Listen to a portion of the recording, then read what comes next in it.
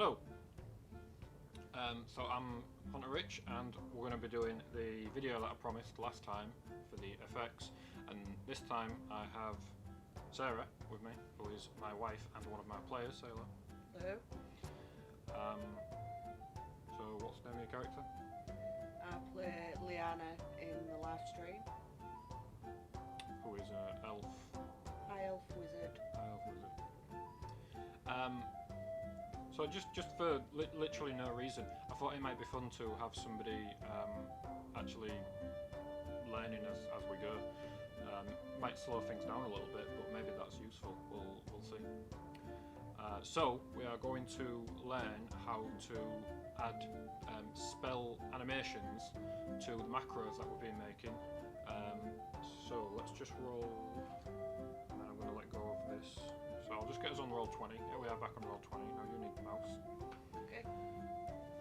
So just in case you're wondering, being my wife and all, she might well be awesome at Roll20, and actually no, she's not. She never uses it from this point of view. She only ever uses it from the player's point of view. I don't always do a very good job of that either. This is true. I tend to break it a lot. So she's actually been thrown in the deep end because I don't think she's even seen the other videos. So I'm going to be telling her to do things now. She'll probably know it. But yeah, let's see how this goes. Alright, so we're in the Goblin Dungeon with the Cleric of Moradin, Grum, and we've got a couple of attacks on now. So last time we made the attack where I asked the question, do we want to use one hand or two hands, and that got us to learn how to call variables from tokens, and we're going to be using that again today.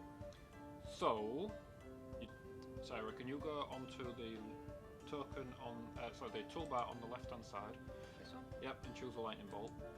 And you get two other options. You get, one is the shape and the other is the type. So in this case it's got selected beam and acid, and that does exactly what it sounds like. It sends a beam of acid from one point you select to another point you select.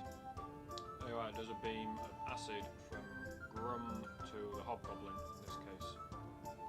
Okay, so have you ever played around with them and try some different ones? And it'll go really slow whilst we do this, and I'll just explain a couple of things that we need to bear in mind. The first of those is we're going to be using nested macros like we did last time. So you know how we were using, first we created the one attack and the two attack with the Warhammer, and then we created a question on which one to use, and then we created, rather than putting all of that into one macro in Grum's character sheet, we made a separate macro for that and put a nested macro where we use a hashtag, and that's so that anybody can use it rather than it just being Grum's. So that's what we're going to do with these. So we're going to create the macro to make the effect that we want for Cure Wounds. So click on Burn. I think Burn's a good one. Yeah, so what happens with Burn is when you click, and you can hold this down whilst you're using the mouse this way, it creates a ball of whatever type, in this case holy type, and it kind of looks like a cure, or I think it does. Alright, so now go across onto your three dots in the right hand toolbar. Three lines, three dots, yep. Your collections, and on macros click add. On that one? Yep. Add. Give it a name, so we're going to call this capital F, capital X, FX. Then do a space and it'll automatically put a hyphen in. And then we're going to call this cure. Brilliant. Now going to the actions. So what we want to do is we want to create the effect that we've just seen. So slash FX. With capitals? No, everything in lowercase. Then a space. Then burn. And a hyphen. So over there. See? Amateur. Then holy. Holy. Yep. And then a space. Now, we've told it that we want it to do that, but without the mouse clicking and telling it where to do it, it won't do anything. So we need to do that. We need to tell it where to do it, and the way we're going to do that is by using a token's ID. So we need to do a variable. So we need to do an @ sign. Yep. Now do the open curly brackets. That's a square bracket. So you've got to hold shift when you do it. There we go. Didn't know which one. Now you do. Okay, and we've previously used this to find targets to select. Well, to find targets. We've previously done this to ask for variables from a character sheet of the selected. This time it's going to be targeted, so we need to write target. Then we need to do a line break. That's the it's down there. You need a shift with it. There you go. And so when we do the target variable, it's going to ask us to click on a target on a token. And we can give some prompt here to help people. So we're going to put, what should we put here? Cure, just put which creature. Which creature? All in one with no space? No, put a space in it. So this is an integer, so this is, sorry, a string. So it's just normal text. Anything you write in there. Question mark. You can put a question mark in if you want. Now do another line break. And now we want the actual variable that we're going to pull from that target, which in this case is token underscore ID. I think that one's self-explanatory. So it's going to tell us the tokens. ID in little letters? Yep. It's going to tell us the token's ID number. And then you can close your curly brackets. Okay, so now test that macro. Click on test macro. So it's saying which creature, question mark. You select a creature. And then you get the little button. And there you are, it's cured that creature. It hasn't actually cured the creature, it's not changing any of its stats. But we've created that macro now, so save that macro, save changes. Yep. Now open Grum's character sheet. Player character. Is. Go into the attributes and abilities. And you see we've got, these are the macros we made a long time ago now, about 8 months ago we made these macros. So on the one that's for cure wounds, just hover above it, you see where the pencil is? Yeah. Click the pencil to open the macro. So there's that great big long macro. Just in case you're interested, or if you came to these videos recently, just after Christmas there was an update that made Roll20 more intelligent. So when you'd use macros the way that I showed you how to do them, it no longer gives you all that spiel. They've now got a quicker way using arrays. But this will work just fine. So go to the very bottom of the macro. Yep. Okay, and press enter to go to a new line. And press enter to go to a new line again. That's just to keep it clean. It doesn't do anything. Don't put a space or a dot or anything like that on the line in between. Just leave it completely blank. Now we're only going to put one command in here, and that is to use that macro like we did before. So do a hashtag, and the list of macros will pop up. Alright. And then you can have a type or just click FX cure. FX cure. Now make sure there's no spaces or you see got a space there, so get rid of that space. Okay. There we go. Now click on the tick. No, not that tick, further up. See it? Oh, that one. Just there. Yep. Close down the character sheet. Click on Grum and try out where you see you've still clicked on effects. You've got to go back to that's it. Well, you never told me to come off there. Now let's try out Cure Wounds. So it's going to ask for the target first. So you're going to use that one. Then it's going to go back to doing the spell, and then there we go. Now, roll of dice. Yeah, my computer is not very fast. It struggles with recording and playing effects together, so yours will hopefully work a lot smoother.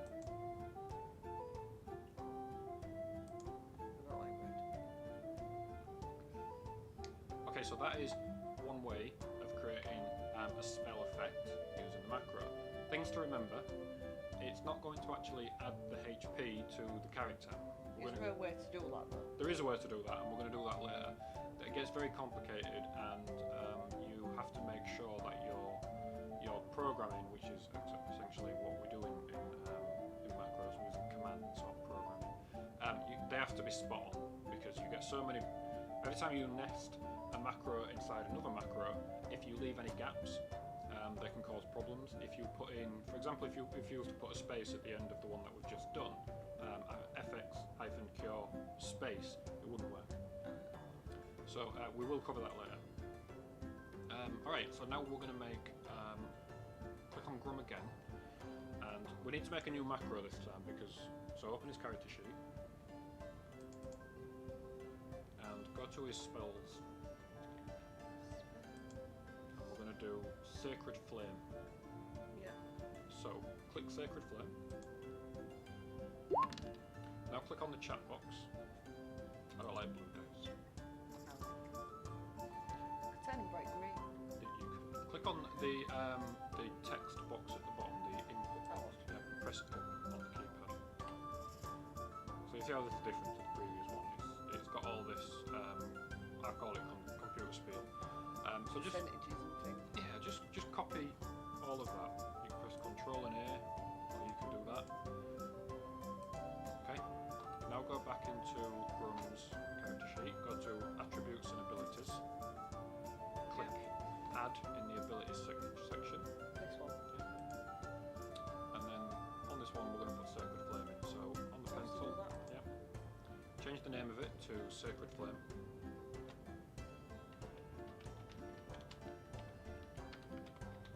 And then in the text input box, Can I put a comma? no, it's the same as the others, you can't have a space in these. Oh, right. So right click and paste as plain text. That's the one. Okay. So now test that out. You see the in between the tick and the cross, there's a Roll20, D20. Oh, that. Yeah, press that. It works. Alright, we can close that down for now. So click on the, save it by clicking on the tick, and then minimize his character sheet. So now we're going to need to make a macro for something like Sacred Flame. So first let's have a look at the effects.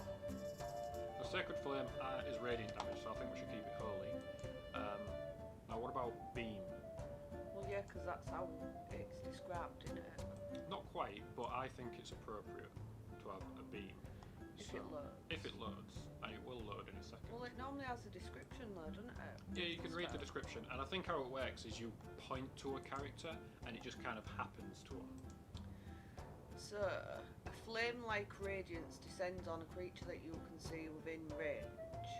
Target must succeed on dexterity saving throw to take 1d8 radiant damage. Okay, so Flame-like radiance descends. so maybe Maybe a circle. oh look, yeah, FX has just worked. No, maybe a circle, because if they're making a dexterity saving throw, if you saw a bolt of light coming at you, you could dodge that easily. How about both? So we're going to use Beam, so we know that that's one that we need. Now we need to decide which circle. Now I think Burst might be a good one. So Burst, you get a small bubble and then it echoes outwards. Yeah, that'd be good. So we need Burst after Beam. Yeah. Okay. Right, so go back to your collections. That's your 3 lines on your right hand side. That one. Yeah. And we're going to add a new macro, so click Add. And we're going to call this one FX. Capitals. F. I like it to be capitals, yeah. A space or a hyphen. And then we need to give it a name. What should we call it? It's a radiant attack, so I think we should call it a radiant attack. So just call it radiant. Okay, now we need to build the effects in there. So we're going to do the easiest one first. The B. No, The radiant one. the radiant explosion, which is the best. So /FX and a space, and then burst hyphen holy. Well, Yep, hyphen holy. and then a space, and then we need the variable for the target. So we're about to use a variable. Open the curly brackets. The variable is a target. Now put a line break in. We don't need to give a name for this, but I think we should.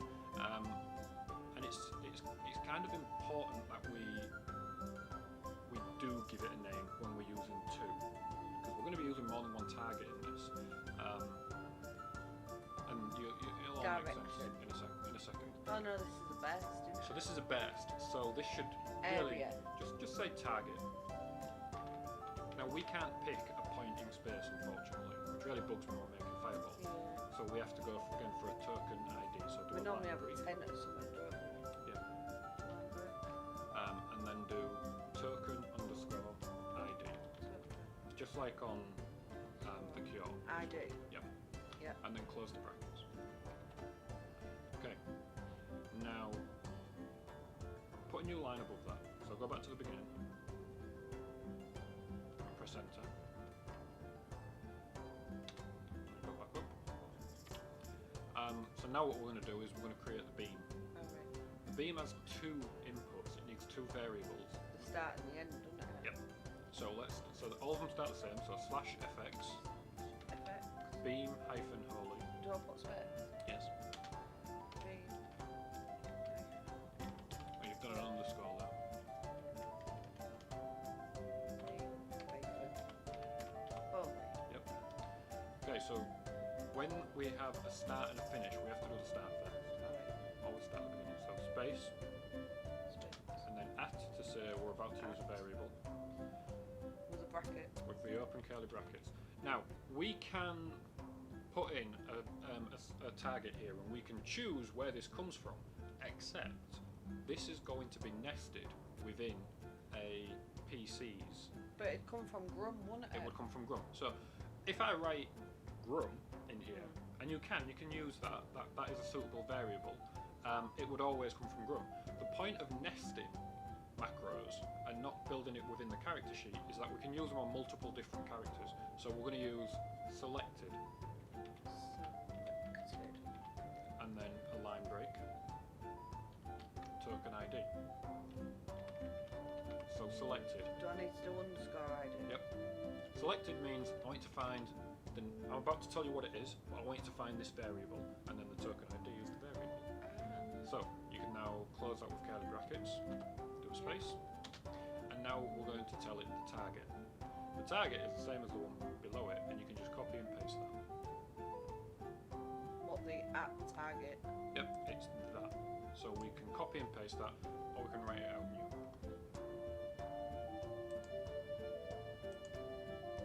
Do I need to put space? Yeah, it's good to have space, but you don't necessarily need it. Like that? Okay, test the macro.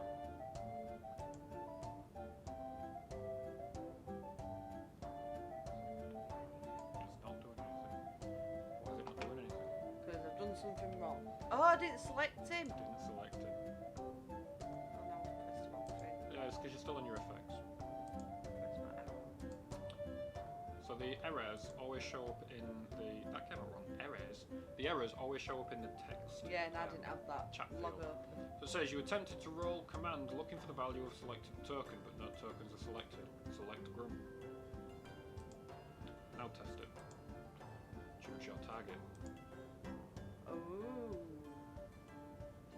And then we get the animation where he sends the beam at him, the bubble builds, and then it bursts. Great! It works! Yep. So, save that. Save changes. Yep. Open up Grum's character sheet. Go on attributes and abilities. Now you see Sacred Flame? Yeah. So I want you to tick show as token action. Oh, so that it gets a button for it Yeah, at the top. otherwise it doesn't get a button. Now click on the pencil, go to the end of it, space.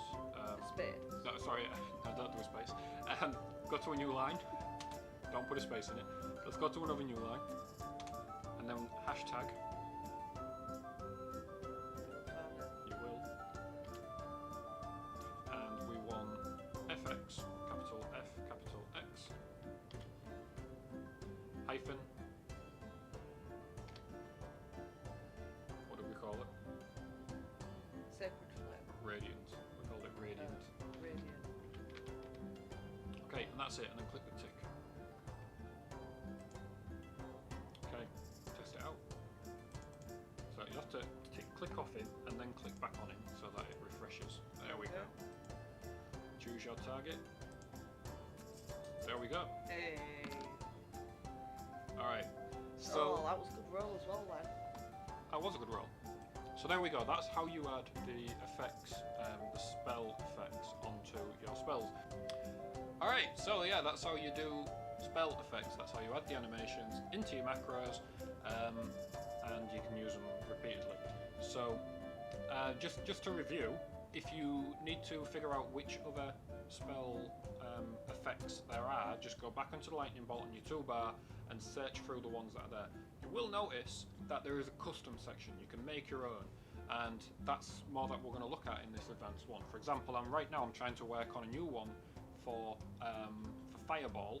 Fireball obviously covers a huge area, but the existing effects, they don't cover that area. So same with Dragon Breath. So there's a breath FX, but it's not wide or long enough to use accurately for your Dragon Breath.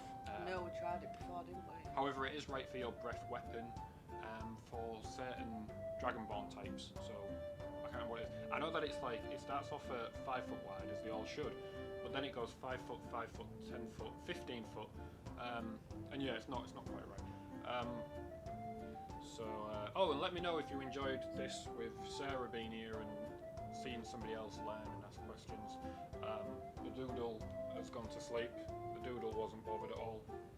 That's why I keep yawning. I've seen the doodle asleep. Oh, she's still asleep. She's going to come say hello now. Yeah. Anyway, bye. Bye.